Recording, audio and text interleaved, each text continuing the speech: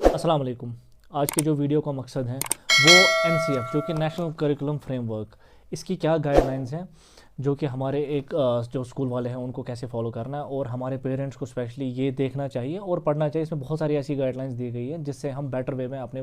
बच्चों की स्टडीज़ के बारे में देख सकते हैं। अब इसमें अप्रोच टू लैंग्वेज क्या है वो सेक्शन 3 में डिस्कस किया गया है, जिसमें सेक्शन 3.1 प्रिंसिपल्स के बारे में बात करता है, और उसके बाद सेक्शन 3.2 में अप्रोच टूवर्ड्स लैंग्वेज एजुकेशन और लिटरेसी, जो फाउंडेशन स्टेज पे हमने उसको कैसे मेक श्योर करना है।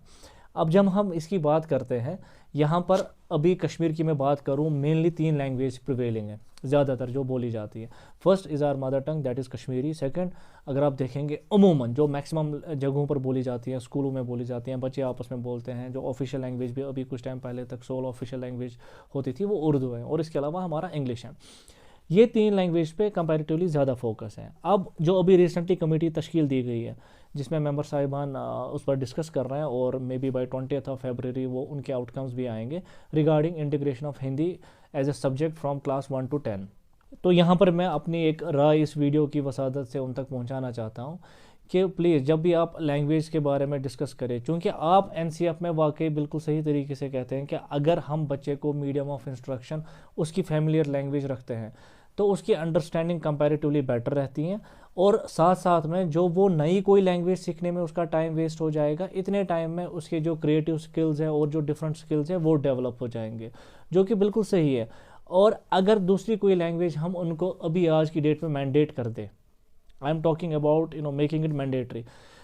क्योंकि ऑरली क्या होता है, बच्चा बहुत सारी language up to 8 years of age सीखता है, वो नेचुरली एक नेचुरल टेंडेंसी है, और कौन से बंदे से किस लैंग्वेज में बात करनी है वो भी बच्चा खुद से ही सीखता है। लेकिन उसकी स्क्रिप्टिंग पे बात आती है तो वहाँ पर उसको काफ़ी मेहनत करनी पड़ती है, तो उसका बाज़ाब्ता मॉडल दिया गया है, आपने कैसे स्टेप बाय स्टेप उसमें अप्रोच फॉलो करना है। पहले L1 का होगा जो कि लैंग्वेज 1 है, उसके बाद लैंग्वेज 2 का होगा, उसके बाद लैंग्वेज 3 का होगा,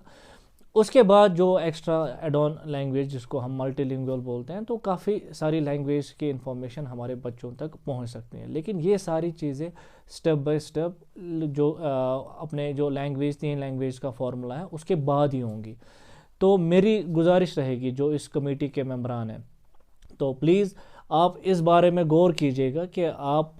जो 3 लैंग्वेज का फॉर्मूला है यहाँ पर कौन सी 3 लैंग्वेज ज़्यादा फैमिलियर हैं और किससे हमारे बच्चों की स्टडीज़ पे असर नहीं पड़ेगा, जो कि हमारे इस एनसीएफ का भी कहना है कि हमें बच्चों को फैमिलियर लैंग्वेज रखनी है। अगर इनकेस हम उनको कोई दूसरी लैंग्वेज दे दें वो हम एज ए ऑप्शन रखें, और उसको कैसे इंटीग्रेट किया जाए, आपके पास बहुत सारे उसके तरीके हैं। मैंने खुद 6 से लेकर 9 तक हिंदी पढ़ी है, और आज की डेट में अच्छे से हिंदी पढ़ता भी हूँ, बोलता भी हूँ, लिखता भी हूँ, तो वो मैंने 6 से लेकर 9 तक पढ़ी है। तो इस हिसाब से हम लेटर स्टेज पे किस तरीके से इसको इंट्रोड्यूस कर सकते हैं without going against the national curriculum framework के जो गाइडलाइंस हैं। आई एम श्योर कि ये मैसेज सही मानों में ली जाएगी और सही लोगों तक पहुंच जाएगी, और इससे जो आम लोगों में एक अवेयरनेस भी क्रिएट हो जाएगी कि लैंग्वेज के बारे में हमारा अप्रोच क्या रहना चाहिए। At last I would suggest everyone to go through this national curriculum framework 2022 for foundational stage. बहुत ही अच्छा जो इन्होंने एक